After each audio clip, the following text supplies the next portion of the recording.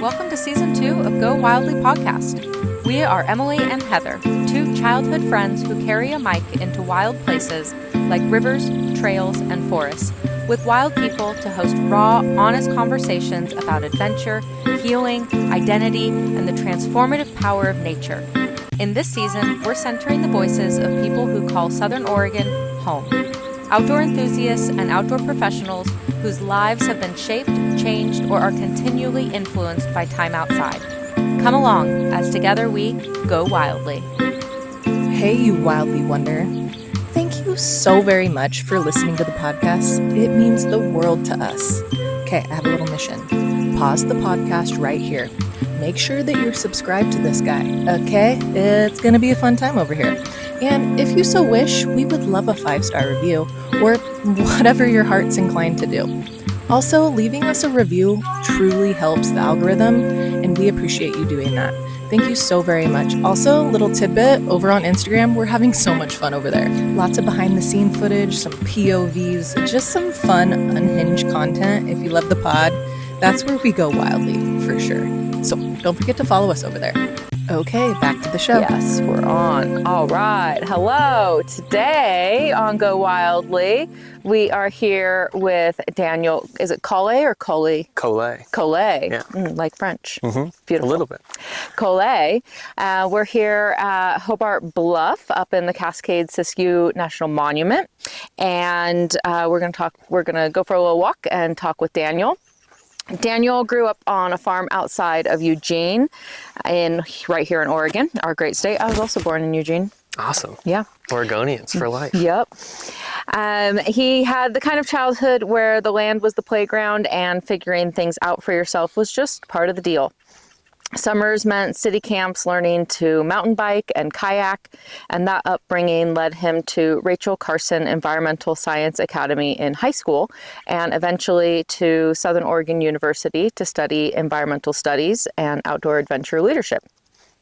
That was where the outdoor program was just as important as the classroom, leading trips, getting people outside, and building the kind of experience you can't get from a textbook. He tried Portland for a stretch after graduating, doing ecological restoration work, but Southern Oregon, as it does, pulled him back, and he landed at Willow-Witt Ranch, a working farm and conservation property inside the Cascade-Siskiyou National Monument, eventually becoming the director of operations. The monument then took over his life outside of work as well. He joined the Friends of Cascade-Siskiyou as a volunteer, became board chair, and stepped into the executive director role in 2024. He's also a certified burn manager and Oregon Master Naturalist. He lives in Talent, where he serves as a city councilor with his wife Sarah, dog Eddie, and cats Goose and Louie. And when he's not working, you'll find him hiking, hunting, skiing, biking, farming, or gardening. Pretty much if it's outside, Daniel is doing it. I'm excited to talk with Daniel about growing up connected to the land, what the Cascade-Siskiyou means to him, and why Southern Oregon just keeps pulling people back. And it's just me today. Heather is at a monster truck rally in the Bay Area with her family, which is really cool, and I'm a little bit jealous. But she's not here, getting to be outside on this beautiful day at the beginning of April up in the Cascade Monument. So we're going to go for a little hike along the PCT trail. Daniel's going to show me what it's all about, and I'm going to talk about life. Great, let's go. Yeah.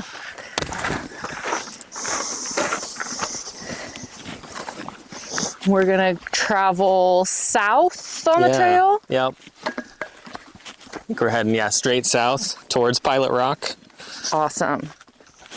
And we'll actually enter into somewhere up the trail here, the Soda Mountain Wilderness area, which is within the monument. So, how big is the monument?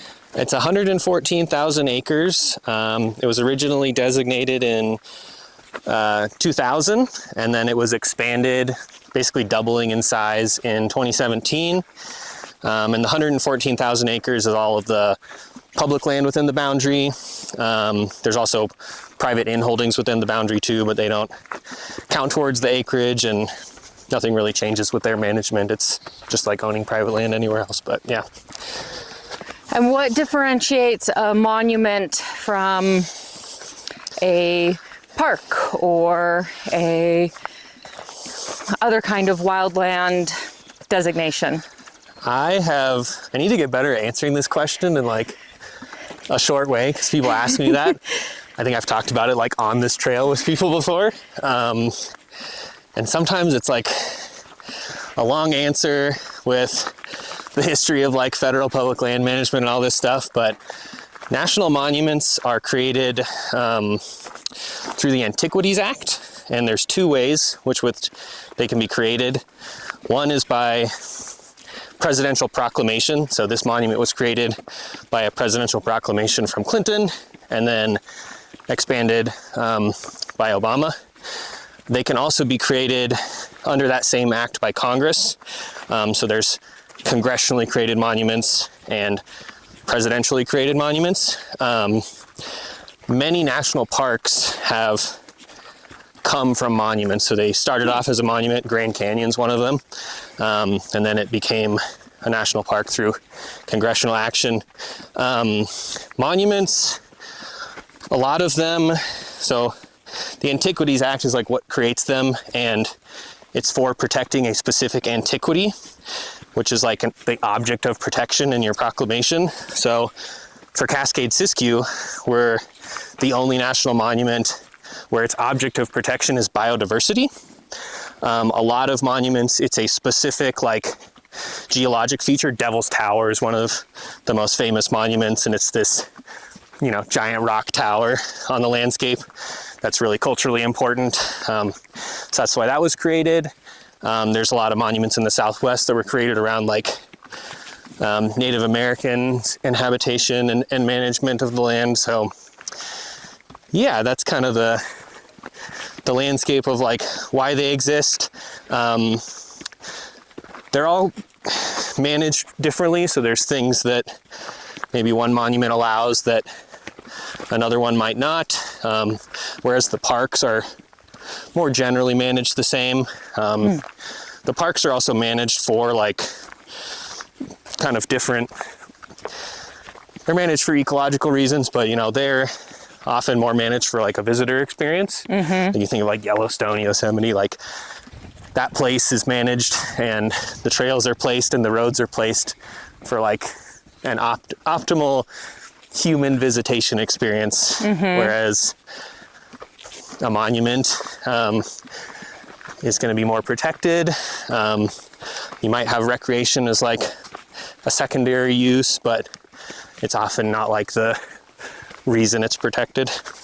It's more for ecological use. In this monument's case, yeah. Or just the protection of whatever that object is. So in the Southwest on like Grand Staircase Escalante or Bears Ears, yes, they are large monuments and ecological protection is part of what they do. But a lot of it is protection of like, ancient Native American dwellings. Some national monuments on the east are like Civil War battlefields. So, it's like a field in an eastern state with, maybe there are some like historical buildings there or something, but yeah, it just really depends on like the different monument, and the language in the proclamation's like really important for the management. So that proclamation is made, and then a management plan is created, which actually like guides the on the ground like creation of a trail or resource management and stuff like that. But yeah. Is there so something could start as a monument, move to a park? Things wouldn't start as a park, move to a monument? No. Is that like a growth plan for monuments ever, of like, all right, we're going to start out as a monument and eventually we want to grow into a park? Is there it could be a promotional stream for? It could be. It really just depends on like what the people in the area want to see happen, and like if there's groups pushing for that. Just to make it more confusing, like there are monuments that are managed by the Park Service. Two of them in our area, Lava Beds and Oregon Caves. Those are national monuments. I can't remember 100%, but I'm pretty sure Oregon Caves was created by Congress. But they are managed by the Park Service. So they are managed more for the visitor experience of going to Oregon Caves, or in lava beds going to visit those caves. And there's all sorts of, especially at lava beds, a ton of Modoc cultural history and interesting stuff there. So yeah, it's not like there's no interest or plan, at least from my standpoint, to like turn this into a national park. It's a national monument, it's protected. The only thing with that is that monuments in the longer term of their history were seen as a fairly permanent protection. And we have seen that in the last 15 years become a thing that has been less stable. So there have been efforts to shrink monuments. There's been efforts to rescind monuments. This monument was actually, when it was expanded in 2017, right when President Obama was leaving, immediately during the beginning of the Trump administration, the same year and into the next year, his then Secretary of Interior did a whole monument tour. That's when they did shrink Bears Ears and Grand Staircase. And I think they actually recommended Cascade-Siskiyou for reduction in size, and they didn't do it. And there's various theories why. There were some lawsuits around the monument expansion that came from the timber industry, and those were still moving through the court system at that time. So maybe they thought, let's see how those play out. They ended up playing out favorably for the monument. So the monument's still here, and there are currently no active lawsuits. And as far as we know, no concrete efforts currently to shrink the monument. However, anything could happen. Anything could happen. And, you know, people often ask me on our programs and stuff, like, what's the status of the monument? What's going on? And just given the climate right now, I say, right now we're here, and I wouldn't be surprised if we woke up tomorrow and there was a broad effort to do something with this monument or monuments across the board. There are efforts right now on other monuments to change their management plans and shrink them and do different things. So it's a dynamic landscape. Literally and figuratively. Yeah. Yeah, just to talk, like, it's a good analogy for this place, but one of the most biodiverse conifer forests in the world. Over 120 species of butterflies in the monument. Wow. I think 200 species of birds. Incredible plant diversity that feeds both of that insect diversity and bird diversity. This is a really good, like, view of the story. Like, all of that exists because of geologic diversity. So we're looking out at Mount Ashland right now, which is incredibly old. I can't remember how old Mount Ashland is, but Mount Ashland's part of the Siskiyous, and it's the highest point of the Siskiyous. And that's a, mountain range that runs east-west, and we're standing right now in the old Cascades, which are, I think Grizzly Peak erupted like 20 million years ago. So in geologic time, relatively young. And then you have the new Cascades, like we can actually see McLaughlin peeking out over there. Yeah. The new Cascades are still active, like Mount Mazama, which is Crater Lake, erupted 8,000 years ago. So you have new Cascades, like further to the east. You have the old Cascades, which is like Grizzly Peak and kind of the Cascade foothills. You have the Siskiyou Mountains running east-west, and then they connect to the Klamath Mountains, which are the mountains that go out towards the coast and down the wild and scenic part of the Klamath River. And with this convergence, which has been like called the Klamath Knot by different people, all this geologic diversity coming together, and the Siskiyou's kind of creating a land bridge, and that east-west mountain range is not terribly common. Most of the mountain ranges in the United States run north-south. Think of like the Cascades and the Rockies and the Coast Range in Oregon. So you have this land bridge that's connecting ancient geology with new geology. So geologic diversity creates soil diversity, creates plant diversity, creates insect diversity, creates bird diversity, creates mammal diversity. You can see the food chain, like, growing there. And that's why we have this amazingly special place that's protected. Wow. Yeah. And the protections prevent logging, building, mining. Yeah, for the most part. So this monument, we were talking about like who manages them. So Park Service manages some monuments. This is one of the first monuments that's part of what's called the National Conservation Land System. And so this monument is managed by the BLM. It used to be that when a monument was created, so like if this was BLM land before, it would be given to the Park Service and then managed by them.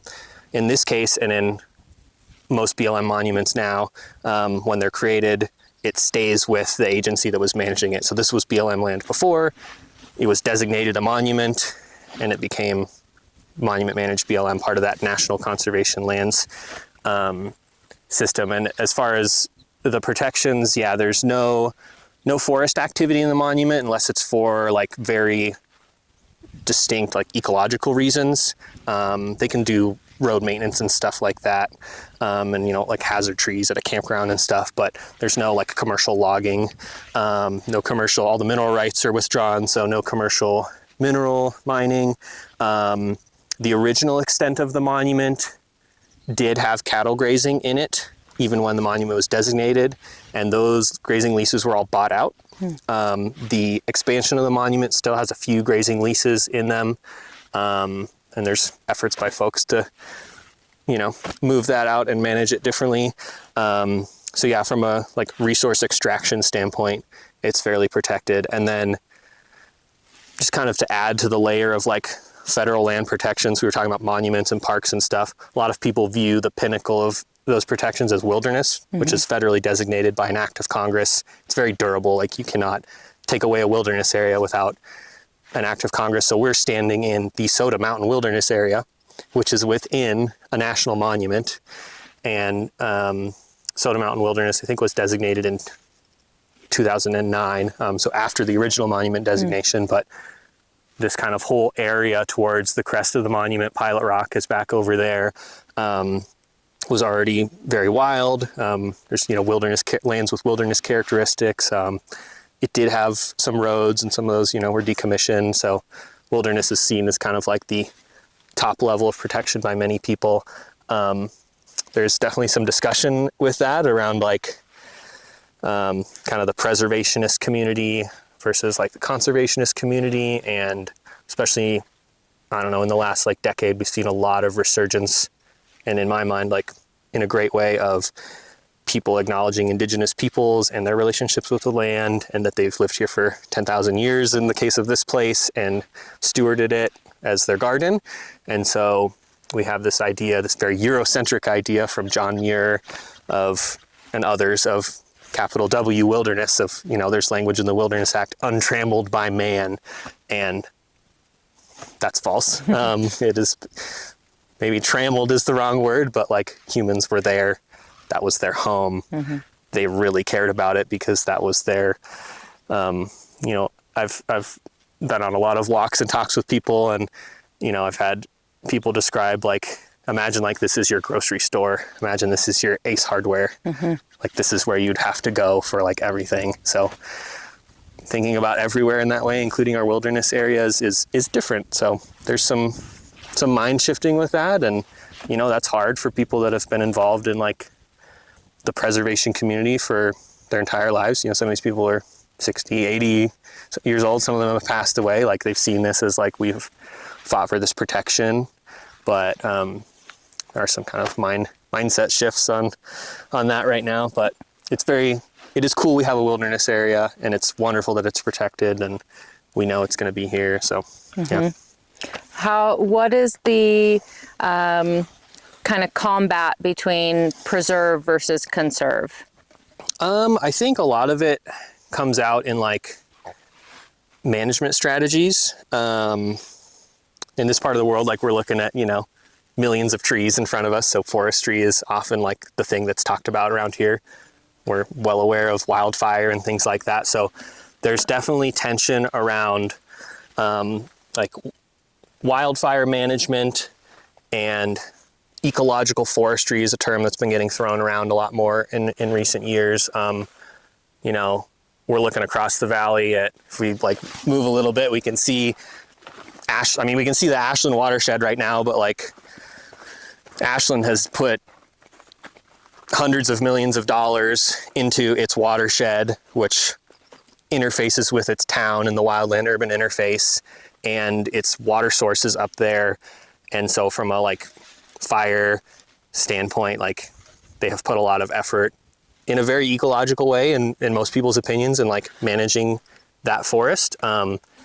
This side of the valley doesn't have, there's like the Green Springs community near us, but there's not as many people that live up here. So the WUI aspect is less apparent, but from an ecological standpoint, there's definitely people that feel that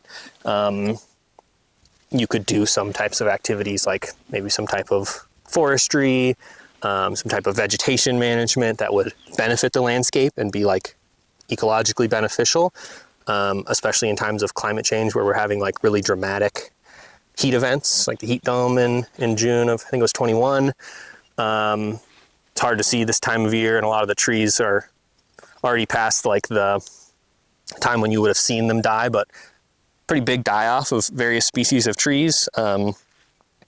Dead trees are really important pieces of a functioning ecosystem for woodpeckers and decomposers and all of that.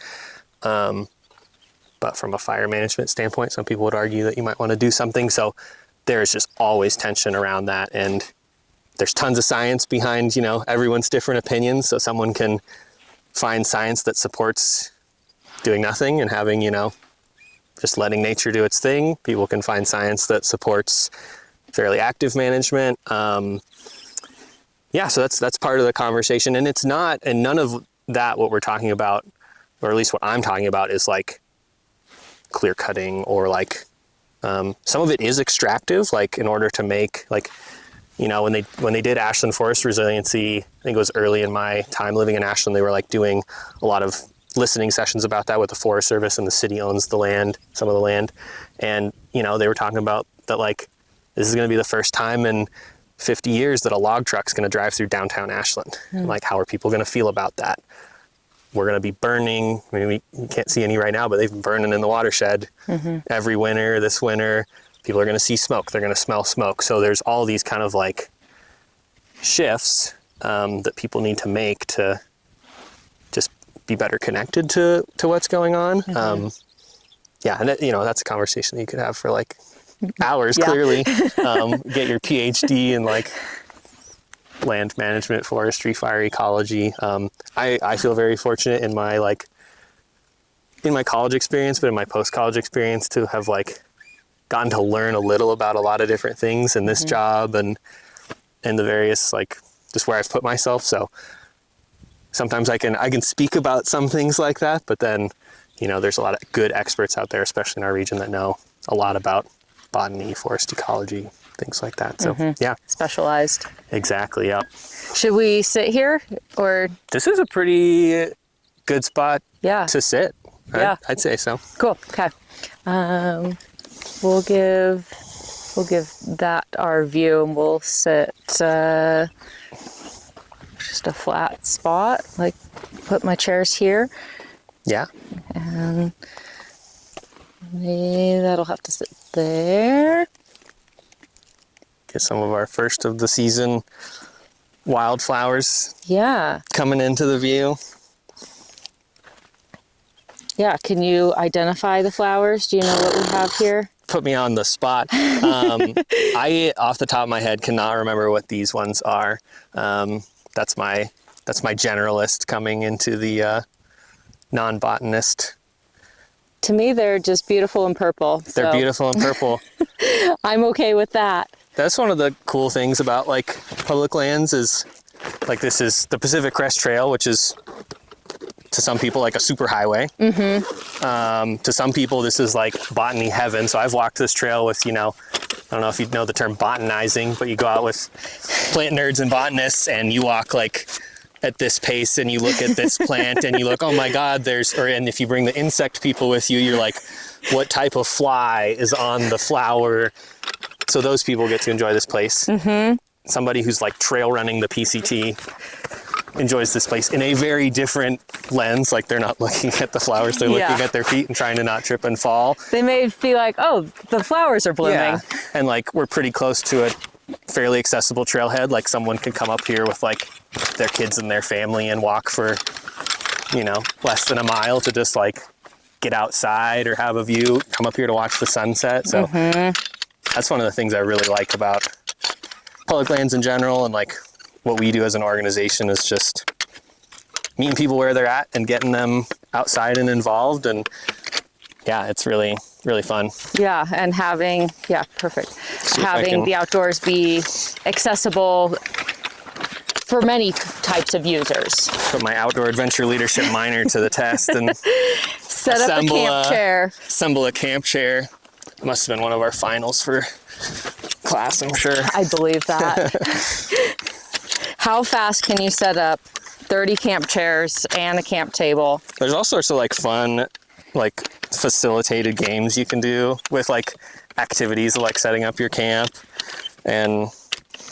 or like setting up your camp kitchen and stuff to like teach people how to do it, but also like get things done. Okay, I'm missing something here. What's happening? One goes across, and then you make. Oh, I see it. Yeah, triangle on the bottom. Perfect.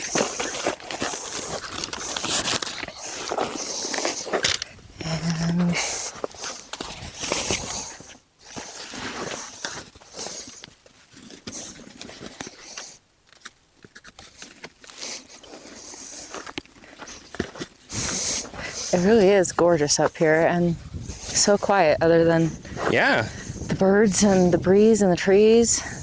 Cool. The crunch of gravel. Yeah, it's a great place. Yeah, and it'll be so fun if somebody does come running or walking by.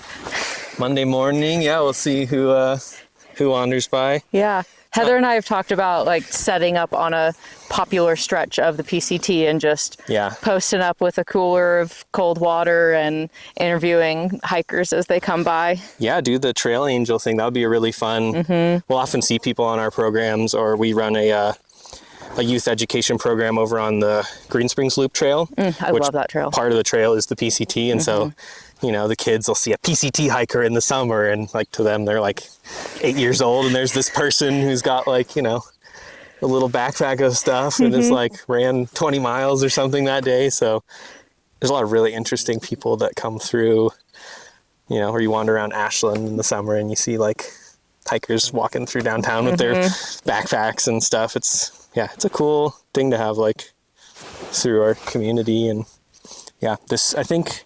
I know people do like trail angel stuff up here. I don't know if it's at Hobart Bluff. People often, give folks rides to town, show up with like drinks. We did a trail work day on this trail last year with Siskiyou Mountain Club, and for the volunteers, like their volunteer manager cooked food for us at the end of the day, like at the trailhead, which was super nice. Like he made like really good grilled cheese sandwiches. Nice. But he was like, a couple hikers came by too, and they were like, oh my God.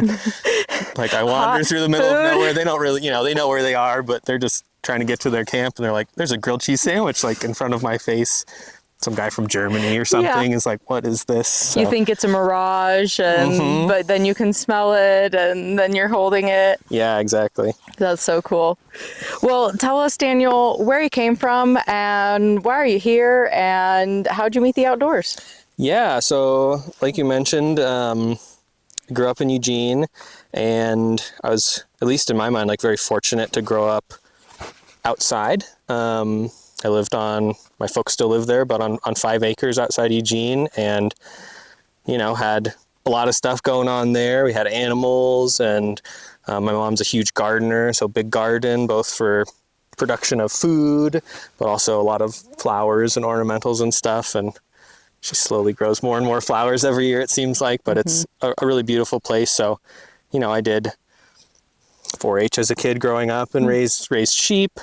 I spent a lot of time, I didn't have a sandbox at my house. I had a place in the garden that was that I was allowed to dig in. And every few years, maybe I'd get a part of a truckload of some sand or something, or, to mix it up. So I spent a lot of time digging holes with my friends and building tree forts and stuff like that. So good, wholesome outdoor kid activities. And I think that just kind of like set me on a course for doing stuff outside.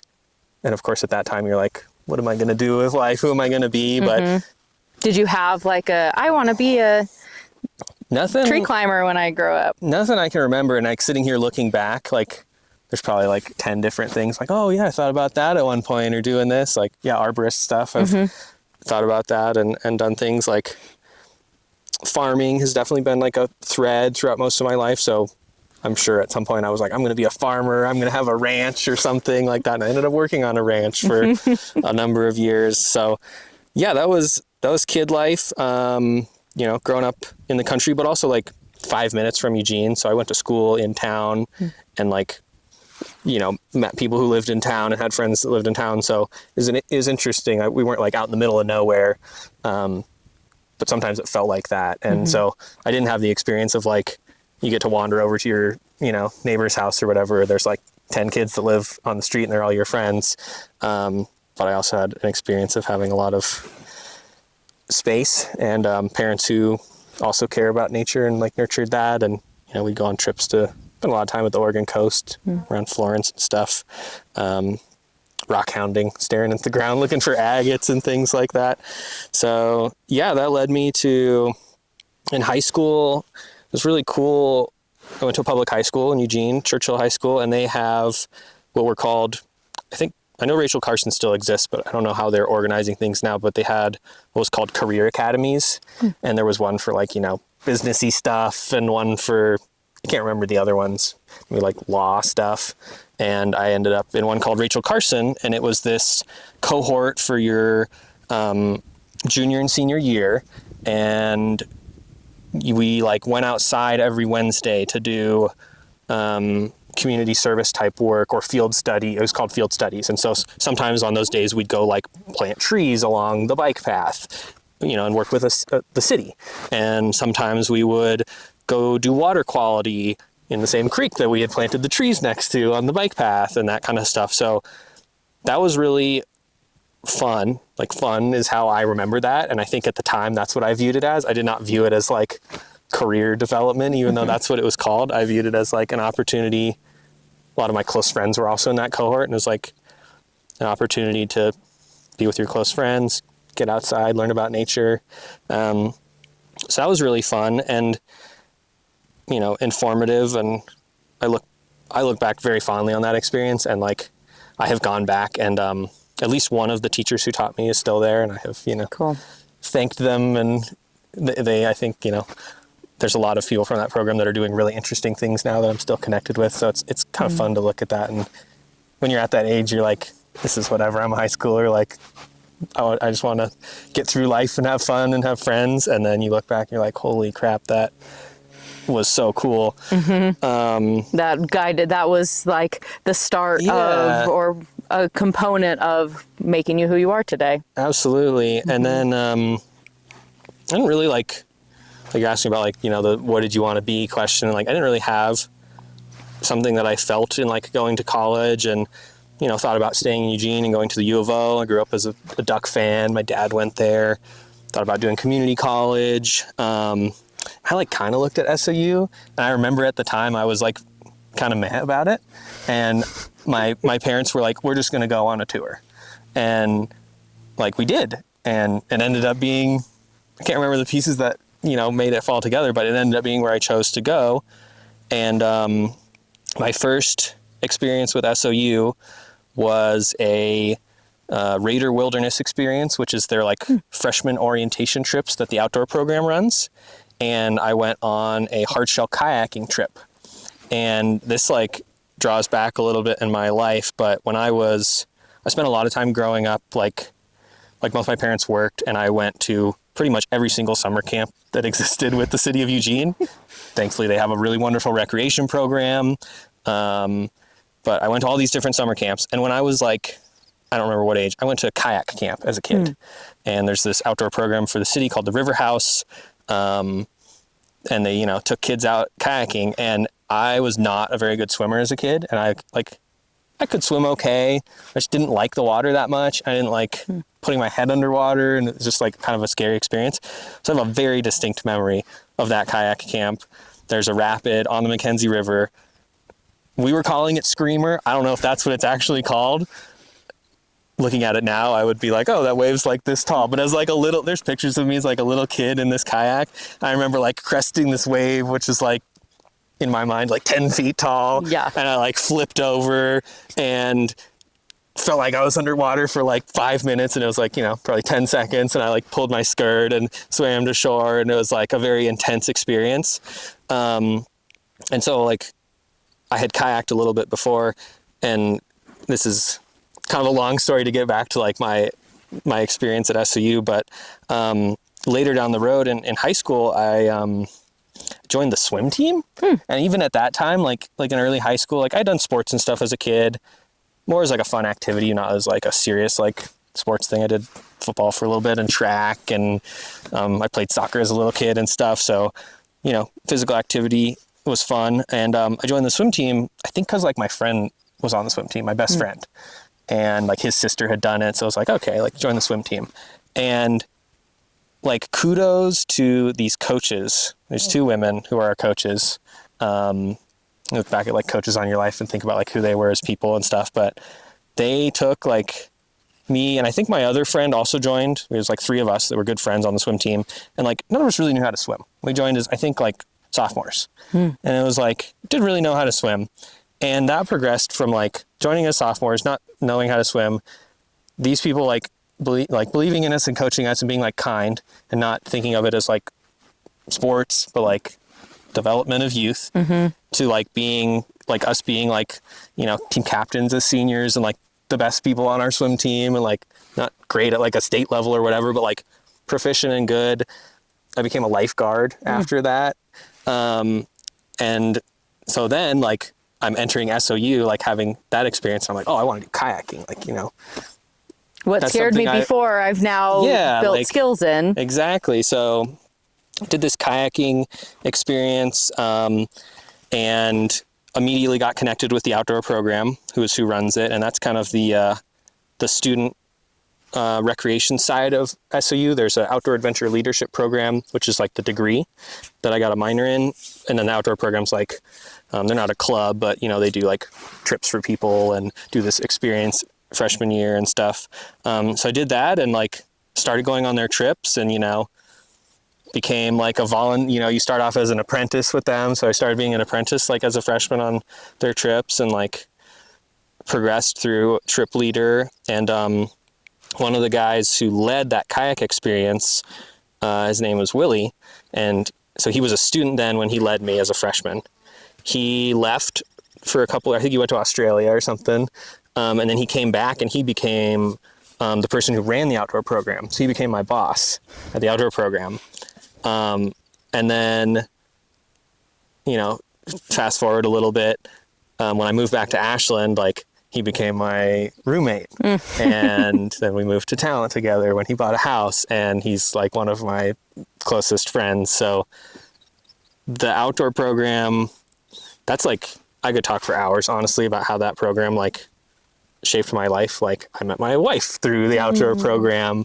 There's multiple outdoor program marriages now that we've gone to weddings over the last few years, which is hilarious. But yeah, just like that. There's other things like that. You know, I did at SOU. We did environmental studies together. Yeah. Which is also like cool and informative, but like if I were to rank like those experiences, like I think outdoor programs are at the top, which is interesting when you think about like what the purpose of college is, especially now. Like, What is the purpose of college? I've been thinking about that a lot recently with like, I've never been like a great student. So I wouldn't say that I didn't enjoy the academic part of college, but like I did not excel at it. And if you looked at my transcript and GPA, which I will not share with you, You don't have in your pocket? No, like that was not like my strong suit. And it's not that I didn't like certain classes and professors, but that's just not like what I was getting out of it. So, you know, I look back at it and see like a very formative social experience that was different from what I was doing. Like I could have stayed in Eugene and lived with my parents and gone to community college. That would have been like way different than like moving to a different town, not that far away, like in the same state, but like, you know, far enough away that like your parents aren't there. You're living with a different person in the dorms. You're creating a new community, building relationships, like at a, you know, in your academic program or with clubs. So I look at it now in like this age of a lot of technology. I mean, SOU is struggling, and I like feel like personal pain about that, and like, and worry for our region and stuff. But I just think about like the quality of social experience that people get from doing that. So I look back at it like that's really, really important. It's more about the people than the material. And like I have a degree in environmental studies, and that has like been a thing that, like, there are things I learned from that I use nowadays. There's also connections from that with professors that I now work with in my professional life. And the degree is like, you know, a thing that tells people that you're legit or that you've accomplished something. Some kind of credential. Exactly, yeah, but I see a lot of value in the social aspect. Yeah, so I went through SOU, did environmental studies, minored in outdoor adventure leadership. I describe that as like taking all the fun classes. So you have to take some like activity courses and then like facilitation courses about leadership and stuff. And that was really beneficial, like, especially like in the work environment. Like I've worked with a lot of different people now, and like leadership skills are tough, and like people having those is like a really cool thing, and it's tough when people don't. You're like, oh, I wish, you know. So, and that's still part of the social component of the Absolutely. education, is learning how to manage personalities and kind of switch who and how you're being to fit the person in front of you, or the circumstances and the subject matter even. And it's like applicable to like everything in your life. Like it's applicable to like leading a group hike on this trail we're on. It's applicable to leading your personal rafting trip. It's applicable to marriage, to like having a potluck in your backyard. Like we do laugh, like, because a lot of my friends are from that type of like outdoor adventure leadership and outdoor program stuff. So like facilitated experiences are pretty hilarious, because a bunch of leaders around and like, you do this. It's like one person needs to be in charge. You're in charge right now. I notice like on my personal camping trips, I feel this weight of like, I'm the trip leader, the tour guide. But yeah, after college, I was like, you know, I wanted to do natural resources stuff, which is ES is like a very broad degree. You can do like anything really. So I moved up to Portland and I worked at a nursery, like a plant nursery for a bit, and I did ecological restoration, which was really fun. Learned how to identify a lot of plants. That was very cool, but like ultimately I was only there for a year, and like I enjoyed Portland. Like I like Portland as a city, but I didn't, I worked like, you know, we were a crew that worked like out of town. So, and then I lived in town. So I didn't get to like bike around town and like live the Portlandia lifestyle. It's like, okay, your commute's out and then you got to like drive an hour and a half back through traffic. Like this isn't great and it's expensive and stuff. So I moved back down, and I didn't have a job at the time. I was like, I went on a wild and scenic trip with Willie. Nice. And I was like, I think I'm gonna move back down here. He's like, well, we're looking for a roommate. And so I moved in, and my now wife, then girlfriend, had been dating for a time, long distance. We had met in college, and then started dating while she was still living here and going to school in Ashland, and I was living in Portland. So there was another reason to kind of come back down here. So the draws of Southern Oregon. The women. Yep, exactly. Yep. Yeah, like good people, friends, and just like I don't know how to describe it. Like the vibe of this place is very cool. I'm sure you get that as living here. And I started working at Mount Ashland, actually, because I had friends that worked there. It's like, cool, you know, I'll just like get this job and, you know, see where it goes, right? It's like still pretty much fresh out of college at that time, like just looking for work. And that was a winter that I started working that winter because they were doing like the lodge renovation, and it was before the season, so there was like work to do, and then it didn't snow. It didn't snow. We're sitting here in April in a pretty bad winter, but like, and so it got to like, January. I was like, okay, I need a job. And I had talked to Willow-Witt Ranch when I first moved back. Suzanne, one of the owners at the farmer's market, I was chatting with her. She's like, oh, we're not hiring right now at the time. And then in January, I was just cruising Craigslist and like I see they had a job posting and I applied and, I had a connection there because I'd met one of the owners already and started out as a farmhand at this 445 acre ranch within the expanded Cascade-Siskiyou Monument pretty recently at that time, right? That was like 2018, I think. So the expansion is the northern kind of extent of the monument, some stuff to the east and down into California a little bit. Actually like touches the Klamath River in a spot. But yeah, I started working there and this is maybe part of the reason I had struggles with like academia in school is I like doing things like with my hands and like learning from like an applied standpoint. And you can see that like looking back at my life as a kid, like I did lots of like tactile applied stuff. And that was my like method of learning and my method of like joy and building relationships with my friends. So it's like, okay, obviously you're going to have a job where you like work in the physical realm and like work on a ranch and stuff. And so to go from digging holes and building forts to sitting in a classroom with a pencil in your hand, very different. Yeah, exactly. Yep. So I started working there and like just, slowly ascended the ladder of responsibility as the longer you stay at a place. That's kind of how it goes. And they had formed a nonprofit at the time. So Willow-Witt Ranch, those owners, Suzanne Willow and Lenita Witt. Lenita has passed away the last few years, but they've owned it since 1984. And they've done all sorts of different farming things over the time, but kind of the through line of their vision being like very kind people is like wanting other people to enjoy this place. They felt like, not that they weren't deserving of like holding that for themselves, but like it's so beautiful and it's like this, there's wildflowers everywhere and just, beautiful trees and animals and stuff. So they've always come at it from a standpoint of like, let's figure out how to get people here and enjoy this. So they started a nonprofit they had always done like the farm field trips, but they were looking at ways, both as they got older to kind of have like succession, but also like, how can we get more kids here? So they started a nonprofit called The Crest at Willow-Witt Ranch. And I, being a person with an environmental studies degree who had a farmhand job, was like, they're like, oh, you could be the program coordinator. So I fell into that and, they sent me to do the Oregon Master Naturalist program and learn a little bit more about like naturalist stuff, which was really fun. And so I kind of did, the farm and ranch stuff, which includes, they got animals and the organic garden, the campground and all this really fun, diverse things. So every day is different and you're working outside and it's really fun. And then this nonprofit. So I kind of did both those jobs for a while. And then as the nonprofit grew, like I hired, they got more staff and stuff. So I was able to, thankfully at that point, kind of move away from that and let other people do it and do the operations management. And, just to throw a really interesting wrench in like this story.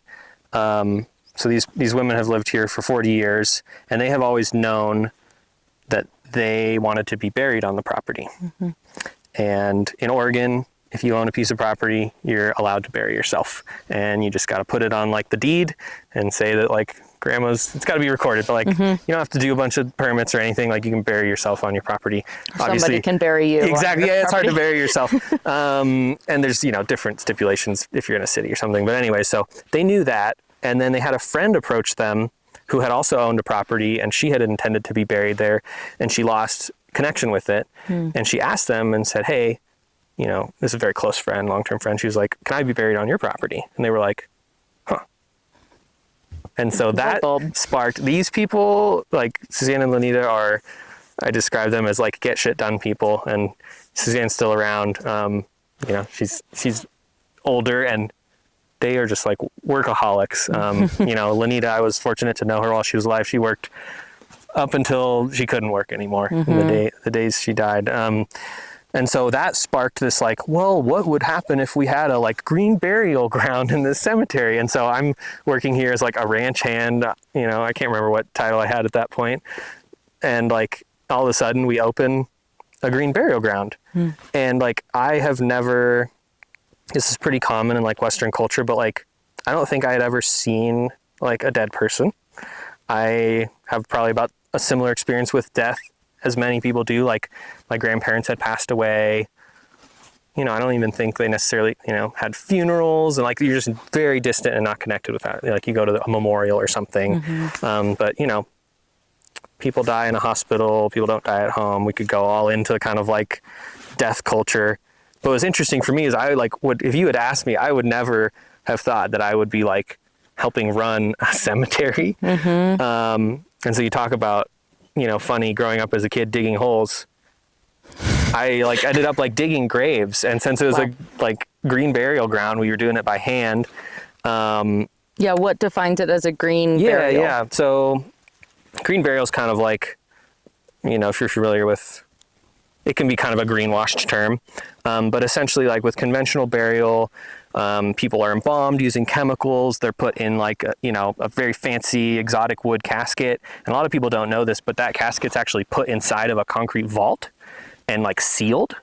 And it's buried incredibly deep. The whole 6 feet under thing is to have room for that vault, because the vault makes it so you can like mow the lawn on top of it. And we've only been doing that for like, don't quote me, but like, I don't know, 60 years or something, like in the United States. Like it's not, but we've become very accustomed to that, and we've become very accustomed to cremation because it's cost effective, but it uses fossil fuels. So natural burial or green burial, and it's called the forest conservation burial ground. So in their case, conservation burial is taking a piece of land that is being conserved and basically like working with the land to bury people there in a way that people have done for, talk about people living here for 10,000 years, like that's what people did. So there's no embalming, no chemicals. People are buried in a cotton shroud, or that's kind of the most minimal thing, like a cotton shroud. It could be just a white sheet. It could be a really ornate one that the whole, like people crocheted. They could be buried in like, there's some pretty like nice looking like cardboard boxes, or like people can be buried in a casket, but it just has to be untreated wood, so like a pine box or something like that. And then they're buried, there's like green burial standards, but it's minimum of 18 inches of soil on top of the body. So the whole 6 feet under thing is like, doesn't need to happen. And it's concerning for people. They're like, oh, what's, you know, that's pretty close to the surface. And it's often a little deeper than that, but that is so like that your body returns to the earth, and like the goal is for you to decompose and return to where you came from. And so, you know, essentially we'd like remove the soil in the layers that it came out in and like put them in different piles. And also like in like a regular cemetery, you know, the hole's like giant because it's got to be really rectangular and angular and deep and stuff. But like if someone's being buried in a shroud and there's like a rock here, you just leave the rock there, and they're going to like nestle down next to the rock. So that's kind of the practice of it. And then you return the soil. Oftentimes we put like fir boughs on top. So the person's down there and you put fir boughs on top of them. That kind of provides like aeration and organic material. And then you return the soil in the layers that you took them out with, and return the rocks. There's no like vertical headstones in that cemetery. The only markers, and they're optional, but a native rock from the place. So maybe like I would dig someone's grave and like there'd be 4 rocks that came out of it. It's very rocky there. Fun to dig in. By hand? And yes, by hand. Did have a jackhammer if needed, but yeah, it's tough at times. And you know, like their family could choose like, oh, this rock like came from so-and-so's space, and they can get it engraved with, you know, simple engraving with like black paint, you know, and those get laid like flat to the ground, so they're not like sticking up and stuff. So anyways, like, you know, total turn of like, oh, I worked as people ask what you do. You're like, I work on a ranch. And then it's like, well, I bury people. And they're like, whoa. And there's just so much. That's another thing I could talk about for like hours, because there's just so much into it. There's like the emotional connection piece of like dealing with death. And like, now I have like, I describe like being at somebody's funeral, because like we would stay there because then we would close the grave sometimes with the family, right? Like, because we allowed the whole process to happen. Like, so if somebody wants to like have shovels, they could help us dug it too. But like, I described it as like being at somebody's like wedding, but like not being part of it. Like, because we'd, stand in the background and you're like a vendor. Yeah, and you'd like watch these people like describe, sometimes for like, an hour. I was there when Lanita was buried, and that was like one of my mentors in life. So yeah, that was quite an experience to be a part of, and I'm glad that we opened a cemetery before she passed away, so that we were prepared for that, because I think if I had worked there when she had passed away, I would have been involved in it anyways, just because she was, a friend, and both of those women are like my adopted grandparents, I think, at this point in my mind. But yeah, an incredibly emotionally powerful experience to witness. And, some groups would, lots of singing and like, and invite you to come stand in the circle and hold hands. And you're like, okay, this is like, what am I doing here? I don't know this person. Or maybe I do, like, this is a small community. So, it might be like someone you've met at shopping cart before, or like, it was built off of relationships, them starting this. A lot of them were friends. Like the first people buried there were like, their friend who asked them, can I be buried on your property? So yeah, that was a wild, like, turn in like what I was up to. To go from not knowing death at all to being very intimately involved in the facilitation of transitioning someone's body to the next. And it's really interesting how quickly, like, something like, it's not that it's not impactful after a while, but like, it's very interesting how quickly, like, it's normalized and becomes normal of like, oh, this is what we do. Yeah. And like, this is like, seeing people like that and helping them through that process, it just becomes like very normal. And it makes me sad that as a society, we are so removed from that. And like, so I have this very connected experience now to that. And like, even talking with like some of my immediate family, they're still like, oh, don't want to talk about that's dying, never gonna happen, or like, to that's me. not going to happen. And I'm like, okay, we got a plan. Like, you got to buy your plot, or like, what do you want to do? And tell me. And because I have your plans. I was going through my dad's death. Yeah. The first two plans that he wanted to have happen became impossible to happen. Yep. And then I was making decisions off of like just what I thought he would want, but we couldn't go for the first few plans. And now my advice to everybody that I know who have children or are the children, make your plans and have plan A, B, C, D, E, F, G, and like all the contingencies. Make sure people know, have it written down. It's never too early to start making those plans, because the last thing that your family should be dealing with on top of their grief is making decisions for your body. Absolutely. And plans start from just like talking about it, which is hard. Yeah, because there are so many options, and you don't even know how many options there are until you start talking about it. Yeah. Yeah, we would get people like, a pre-need burial would be someone who purchased like, their plot, and maybe that person like came and was like, this is where I'd like to be, or they, had one for their family. Then there'd be people who were at need, and they'd call us and say either, maybe so-and-so had said they wanted a natural burial and that's all they knew, or maybe they had said nothing and it was up to the kids to be like, well, this is what we care about, or, grandpa would have liked this, and we, so. This is what we can afford, or. Exactly. Yeah. The money piece of it is tough too.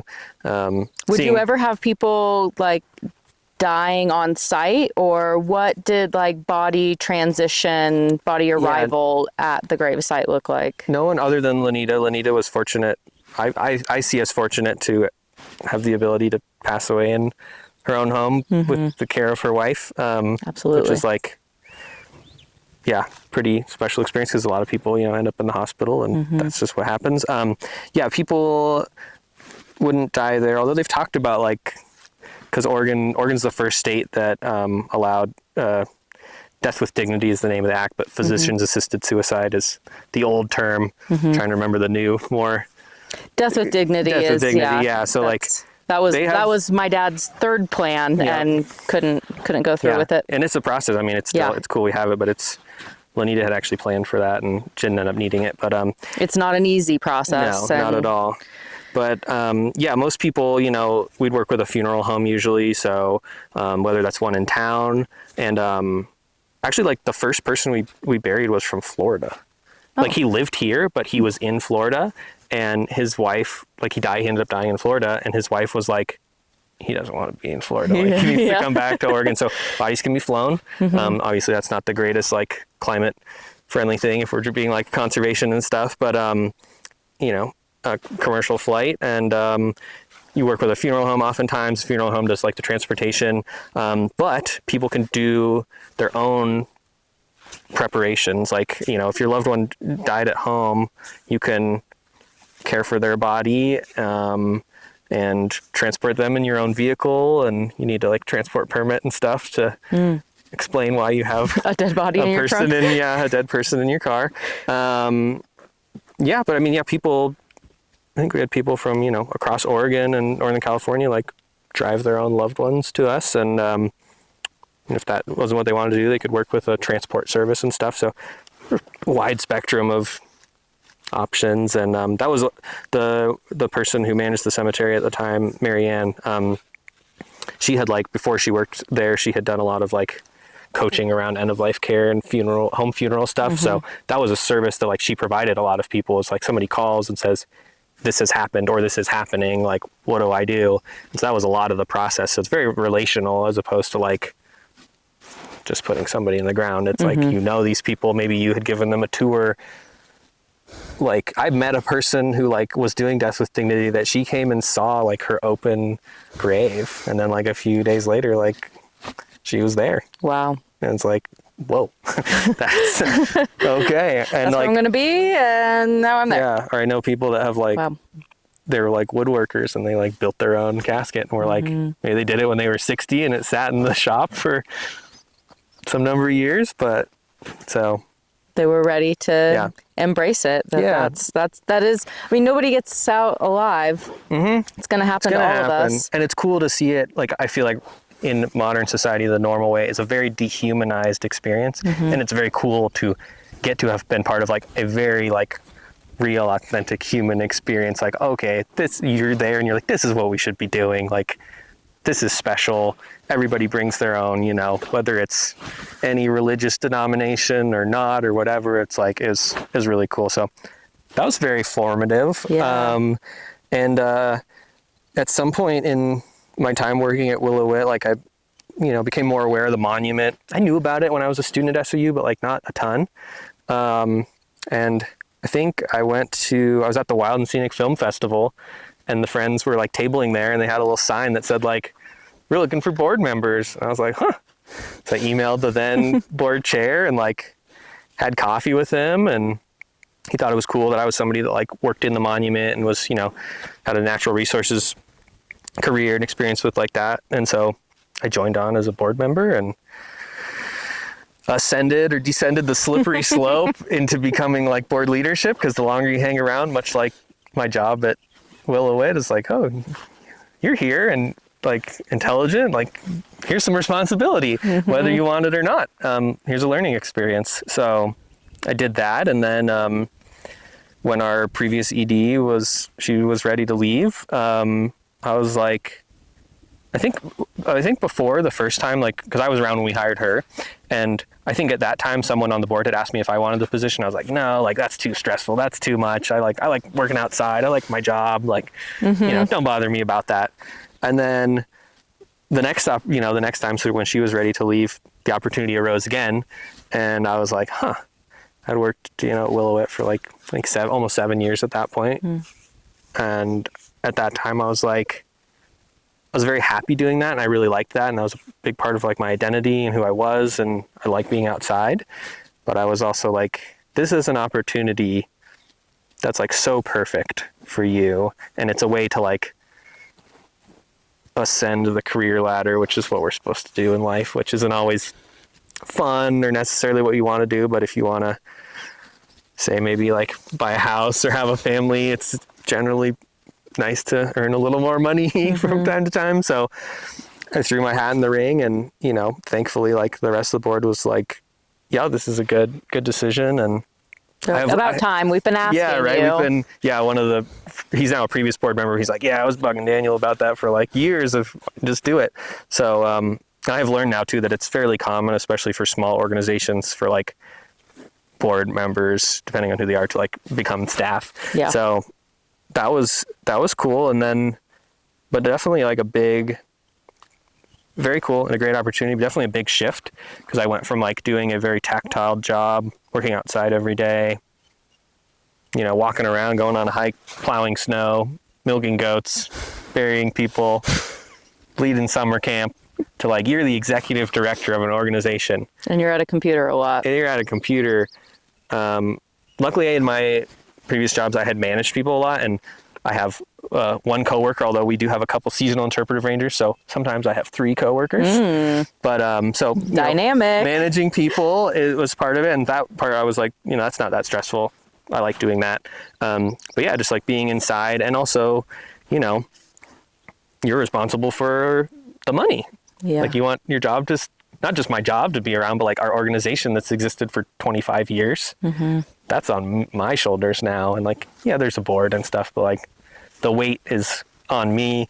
So that's been really cool. And I've, you know, learned and changed about like a little bit about who I am, and that I'd always been like, oh, I don't want to work in an office. I don't want to be inside. And it's pretty nice sometimes to not have to go out into the snow every single day in the winter if you don't need to, or you know, being able to, we work in an office and at home sometimes, so sometimes I can work at home, which is nice. So it's definitely like a grass is green where you water it. Like things were great at Willow-Witt, and the other side of the fence didn't look so appealing, and now you're on the other side of the fence and like, oh, this is pretty good. And yeah, there were some things from over there that I don't miss. Yep, exactly. Yeah, there's always like pros and cons. And then, you know, I've been doing this job for a couple years now, but I think it was when I was still at Willow-Witt.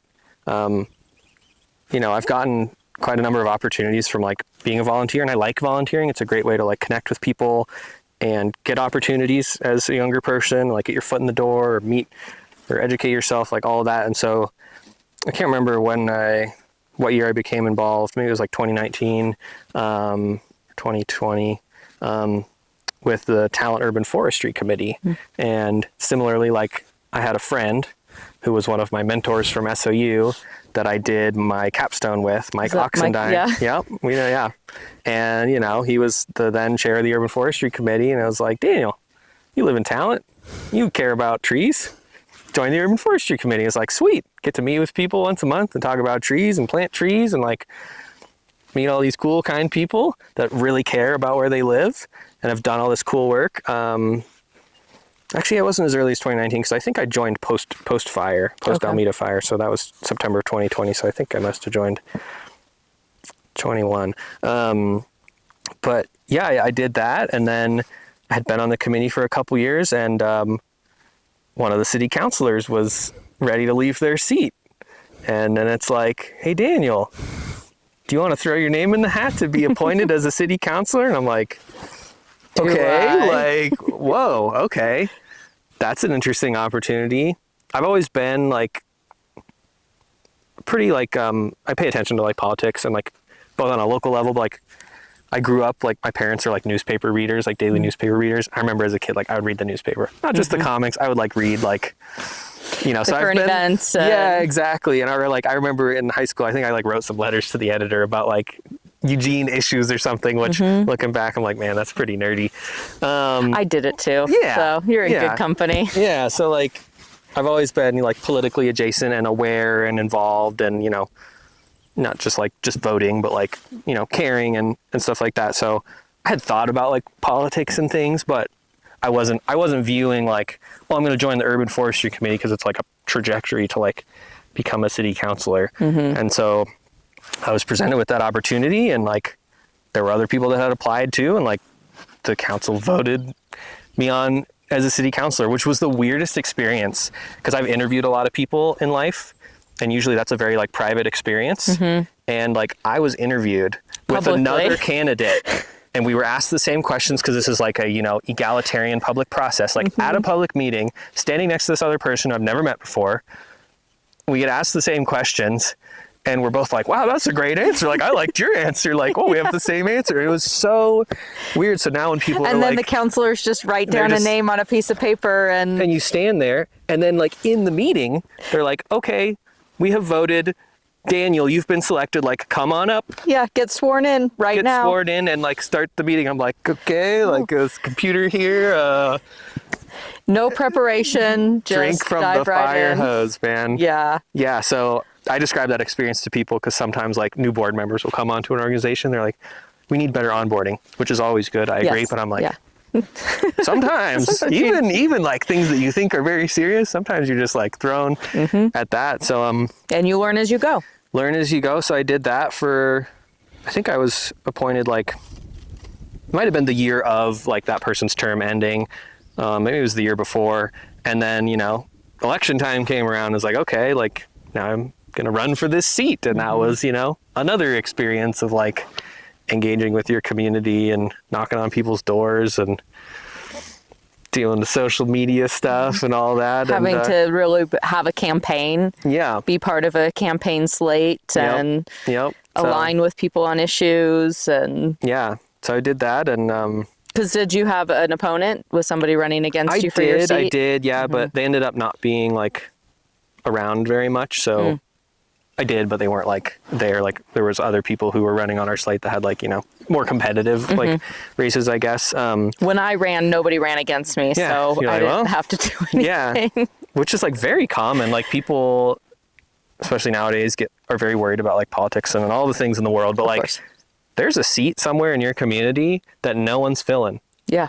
Whether it's on a committee about like the parks department or something, like in the place you care about. On the sewer district. Yeah, and you might look on- at that and be like, oh, that's whatever. But like, that's the person who decides like what the fee is on your bill. Or that's the person that decides like when the play structure is going to get replaced that your kid plays on. So I think like being if you involved. can have chickens in town. Exactly. Yeah. Like all And how many? the tyranny of small decisions, especially in a small town. Like sometimes at meetings, you're like, I don't know if you've seen the show Parks and Rec, but you're like, yeah. oh my God, we were having, we had a discussion like at some point about like the font of the text that would be like On the skate sign, park. yeah. And it was like, Yeah. if someone watched this like 20-minute discussion about like the color and the font of this, like that's a hilarious comedy sketch. Like at And at that 9:30 could have at been an night. email. And it could have been an email, and it's at 9:30 at night, Yeah. and you're like, huh. I Yeah. do care, but I care about this. I have an opinion to share about. I think it should be read. And it should be Times New Roman. Exactly. It's like, oh my God. So yeah, that's where I'm at. And that's like my, you know, a lot of personal life, but career life. But yeah, happy to be living in Talent and doing stuff in the community there and in the community in the monument. And, you know, built quality relationships. Like I mentioned, my wife, you know, I met at SOU during a very, maybe like some people could describe it as a trauma bond, but like I was the TA for mountain bike class. Ooh. And the last day of mountain bike class, she went over the handlebars and broke her collarbone. Oh, no. And we hiked like 4 miles in the watershed together. And that was like, we had met before, but that was like That was the bonding. that was a very like, you know, formative bonding experience. So She's we like, became you've saved my life, and now... something like that. It gets described as that. I'm like, oh my God, I just, yeah. Just escorted you Yeah, safely. did take her to the ER afterwards, the little Ashland ER. But yeah, so that's, you know, looking back, I think there's a lot of like cool experiences that I got from college and stuff that have led to a lot of wonderful things in my life. Yeah, it does kind of seem like every pivot in your life has happened outdoors or outdoor adjacent. Do you have one story that was like, this was the time, the experience that completely changed my view, your view on yourself or your view on the world, or which path you were taking in life? Yeah, I mean, that like that kayaking experience that I was mentioning about like being a little kid and like cresting an enormous wave is like seared in my brain. And I have another similar experience from another City of Eugene summer camp. Shout out City of Eugene summer camps, who I then worked for the rec department as a lifeguard. Like It's all connected. It's all connected. Like, we went on like mountain biking or something. And I remember like, my friend like fell over, and in my mind, he was like sliding down the hill into the river and was like gonna die. And in reality, it was like, so I think as a kid, sometimes you look back on your memories and you're like, oh, that wasn't that crazy, but it's so important for a while. And that mountain bike crash experience maybe prepared you for the eventual meeting and saving of your wife. Yep. And like being a TA of mountain bike class, which is a somewhat hilarious thing to get to do in your college experience. I didn't mountain bike much until I came to Ashland and started doing that. So there's not like one thing that I can look at and be like, that was the peak, but it's a lot of little things. Like I have like 3 really close friends that I've known since, one of them kindergarten, the other 2 like 2nd and 3rd grade, and like we spent many days together outside just like doing stuff, like digging holes, tromping around, like, and those guys are like, they were the best men at my wedding and stuff. So it's not any like one big experience, it's just like all of that really quality time, which you wouldn't necessarily look at as like quality time all the time. It's just screwing around, screwing around with your buddies. Sometimes it's just life, but like you look back and you're like, wow, that's really impactful. I'm so glad that we got to bond over that or something. Or so that's how you got to be here today, is all of those little moments and little decisions, and that taught you something, or taught you how to do something or how not to do something. Yep, exactly. Yeah. I love it. Thank you. This has been really awesome. Thanks for chatting. Yeah. We've had our paths crossed in many ways over many years, this is our first chance really sitting down and at least letting me listen to you. Yeah, so, exactly. Thank you for that. It's fun how that works sometimes. Like I've actually enjoyed watching some of the interviews that you all have done, because a lot of them are people that I know, and maybe it's someone I've like boated with one time, or it's someone I work with a little bit, but I don't know well. It's like, oh, it's fun to listen to someone tell their like story or talk about what they care about. So So, and then when you see them, do you reference like, oh, I heard you say this thing on I haven't done that yet. Podcast. I haven't done that yet. It might be a little cringy for me at times, but like a fanboying over like, oh my God, I saw you on Go Wildly the other day. That was so cool. I support it. I encourage it. I'm sure. Talk about us. Spread our name. Let everybody hear it. I'm all for it. Well, thanks for doing it too. I love podcasts, and I love obviously love chatting with people and talking, clearly, but it's a great way to like, especially on a local scale like you're doing, connect with your community and go out and like even if this was like not a podcast and wasn't recorded at all, like, I don't know, you and I coming and having a conversation on a trail, like that's a great thing to do too. So I'm all for it. Thank you. I really appreciate your support and your saying yes to the experience yourself. And Hello, it's baby Heather Weather here, reporting for commercial duty. You guys, we are officially becoming a Big Girl podcast, which means affiliate links, discount codes, fun partnerships, little perks for you, our listeners, and honestly, some pretty exciting stuff coming down the pipeline, like big deal energy, baby. So here's the tea. Head over to gowildlypodcast.com, because now we have a whole page dedicated to brands, discount codes, affiliate links, and fun stuff we actually believe in. And let me be very, very clear. We are never going to randomly push a weird internet nonsense product on you. If we share it, it's because we genuinely love it, use it, trust it, know the people, met the people, or maybe just wildly obsessed and emotionally attached to them.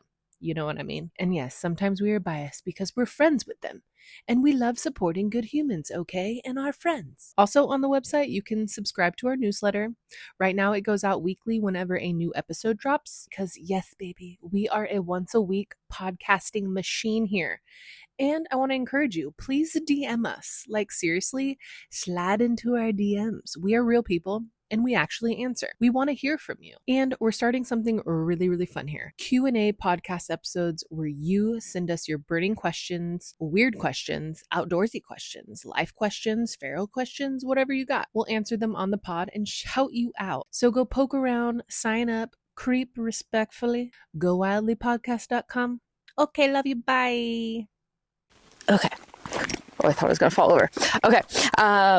Yeah, thank you for being a fan, for listening. And I love that it is so much a part of connecting and building on the community that I've also gained and developed through living here and working here and going to school here, and that we have all of these connections, but you may know somebody, but you don't know part of their story. And like, to be able to bring somebody on and learn more about them myself, but then also teach other people that they work with, meet with, a little bit more about them is a really cool honor and opportunity. Wonderful. Yeah. Yeah, thanks. Thank you. So I'll ask our little wrap-up questions, and then we'll pack up and walk out. Yeah. So what is your favorite or most used piece of outdoor gear that you always have with you or highly recommend? Probably my Cascade-Siskiyou National Monument hat. I wore one long before I was involved with the organization, but yeah, I feel like a good sun hat, a good pair of sunglasses, even when you're not outdoors. I feel like it's become part of the acceptable fashion. So You wear your sunglasses inside? Don't wear my sunglasses inside, but a trucker hat I feel like is kind of a must. Yep. 100%. And advice for your younger self?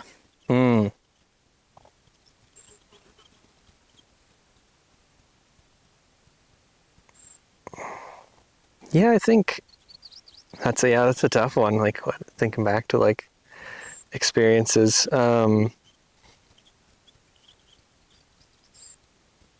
It'll all work out. Like I think at times, I mean, my younger self was like 5 minutes ago. I'm like, what was I worrying about 5 minutes ago? But like, there's lots of different like stressful points in your life, and I'm not I don't get terribly stressed, and I don't like emote that out like a lot of the time, but I can look back and be like, wow, I was really worried about, finding a job then, or like meeting somebody then, and like sitting here now, you look back and you're like, yep, like it's gonna be okay, like it's all gonna work out. So it's gonna be okay, and it's all gonna work out is a thing that I notice myself saying anyways to other people. But I say that to myself. I love it. Great advice. And a piece of advice for somebody wanting to get into the outdoors and live like you do. Yeah, I think just like view everything you do as an opportunity to either learn something, and that starts with like be a learner, but like, I mean, I'm a great example of advocating for like volunteer, whether it's your city thing, your little local conservation nonprofits board, the Siskiyou Mountain Club that maintains this trail. Like I know people who started off as a Siskiyou Mountain Club intern that are now their 10-year program staff or whatever. It's like everything is an opportunity to either learn something in life or like advance if that's what you want to do. And volunteering there are ample volunteer opportunities in any field, like not just natural resources, but or in the environment. Like, yeah, seek out, find a friend that's involved. Sometimes it's hard, but just like put yourself out there. Like sometimes those, a group of volunteers might be kind of like clubby or insular, and like, especially as a young person too, a lot of boards and stuff are generally older people. Like city council is often like sometimes older bend of age, and they like hearing from someone in whatever age you're at, like a younger person or just a different voice. So yeah, embrace that and take advantage of it. I love that. Thank you for bringing in that piece of advice, because I totally recommend that also. Like it's one thing to go and find people who are already doing the thing that you want to do outside and just say, hey, can I join you? It's another to get involved on the side that is helping to facilitate those opportunities. Exactly. Yeah. Yep. Or even like we do a lot of free programs, free education programs that are open to all. Like even, people that have gone on those programs have ended up becoming board members or an employee later on. So like even just like go to a presentation, go to a local presentation, go to a walk or whatever, Yeah. And when your body expires and your soul leaves this plane of existence, how do you want to be remembered, and what do you want done with your body? Yeah. Well, I think if I don't say conservation burial or green burial, that's the wrong answer. So that's what I look to.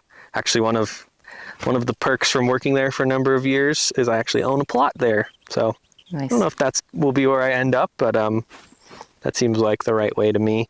And as far as like remembered by, whoever it is, whether it's like my kids or my family that's around, having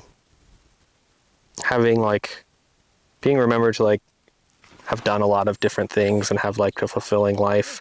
I'd like to be remembered fondly, and I'd also hope that like think about like children too. Like I would hope that I give like my kids and other people the opportunity to have experiences like I have, and my parents gave me that, and my grandparents gave me that, and different mentors, adult mentors, peers gave me that through life. So I'd love to be remembered for doing that.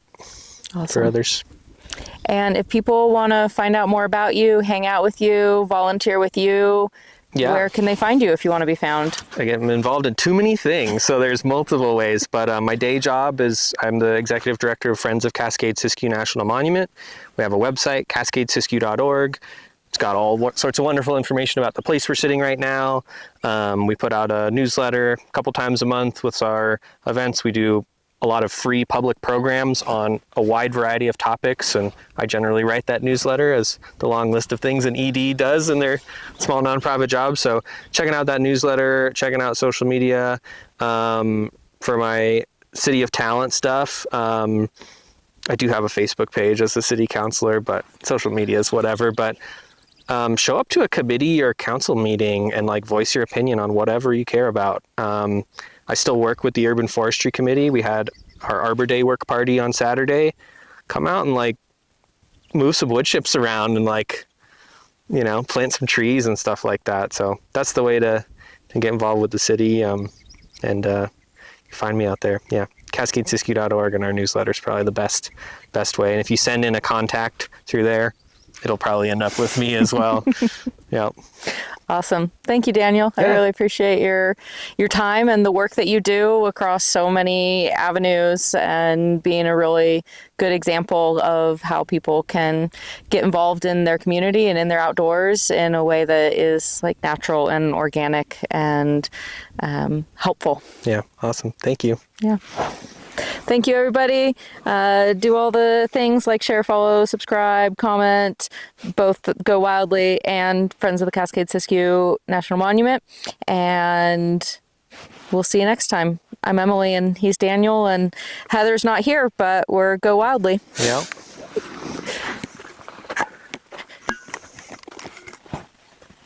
That's a wrap on this episode of Go Wildly. From the bottom of our backpacks, thank you for listening. We know you enjoyed the show, so tap follow, tell a friend or two, and leave a quick review if you can. It makes a real difference. Your support allows Go Wildly to reach new listeners and bring more outdoor stories to the mic. Until next time, go wildly and go outside.